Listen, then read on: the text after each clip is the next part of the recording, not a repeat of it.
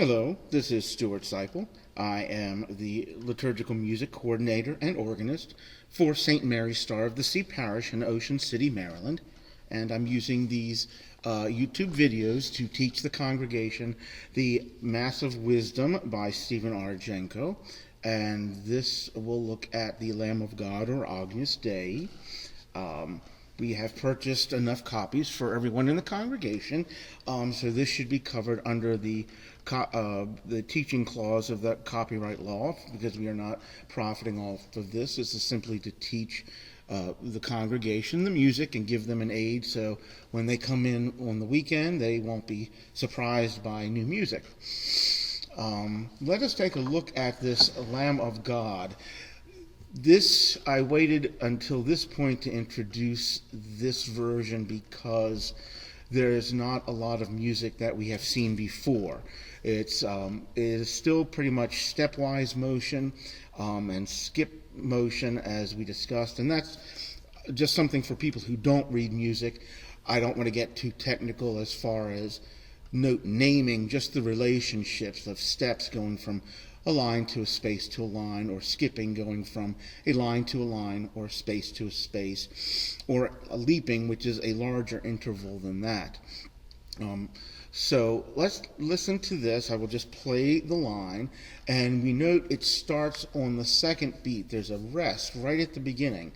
So the organ will play a chord, and then you will start. So you'll get chord,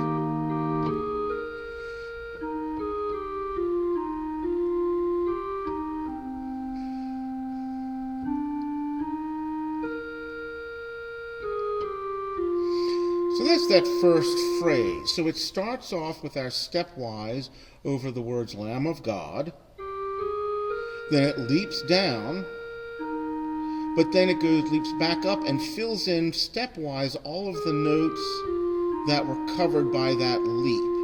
And that's something you'll see that I've talked to the choir school participants about, this idea of melodic composition.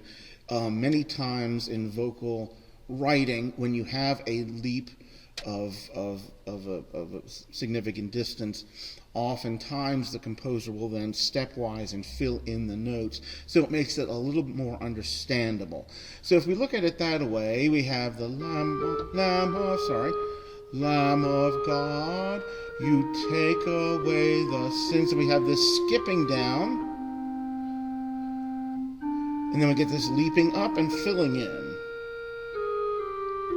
On that, have mercy on us. We have this step and then a leap, but then we fill in.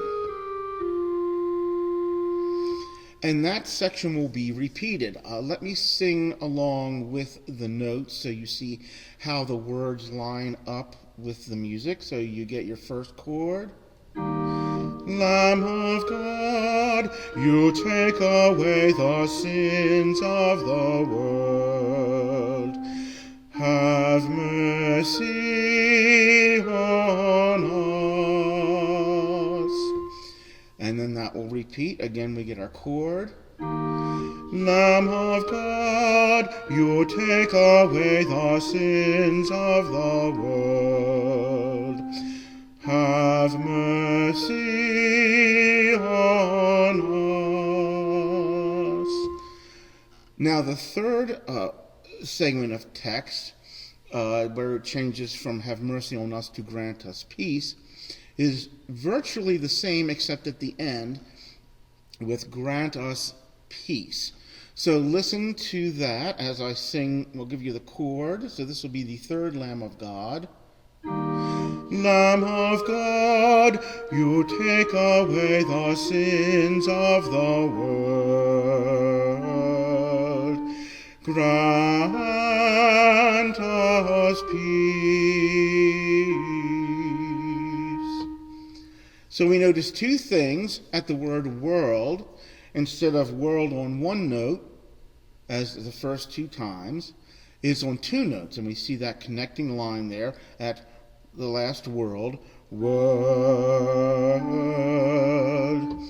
And the same thing, we have grant gets two notes. Grant times. The same with us.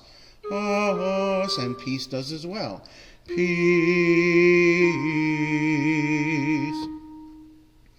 So let me sing along with just the melody line. And of course you'll have a full introduction, which we will look at next. But just to get the idea of the chord at the downbeat, we start off with Lamb of God, you take away the sins of the world. Have mercy on us.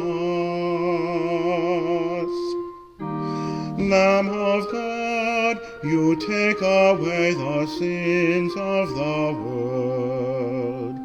Have mercy on us. Lamb of God, you take away the sins of the world. Grant us peace. Now, as I've said in the previous videos, adding the organ accompaniment adds a different, another level of difficulty. And as with all of the movements, this will have an introduction, and then we have that chord at the downbeat. So let me play that for you. Here's our introduction.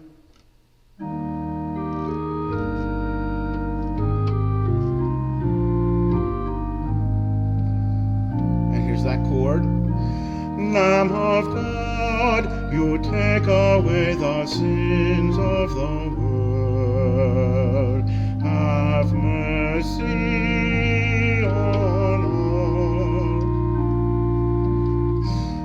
Lamb of God, you take away the sins of the world.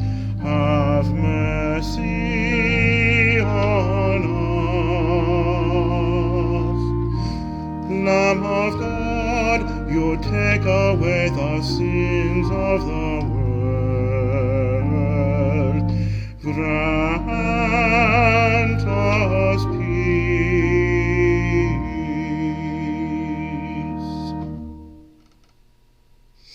So I hope that's helpful for you.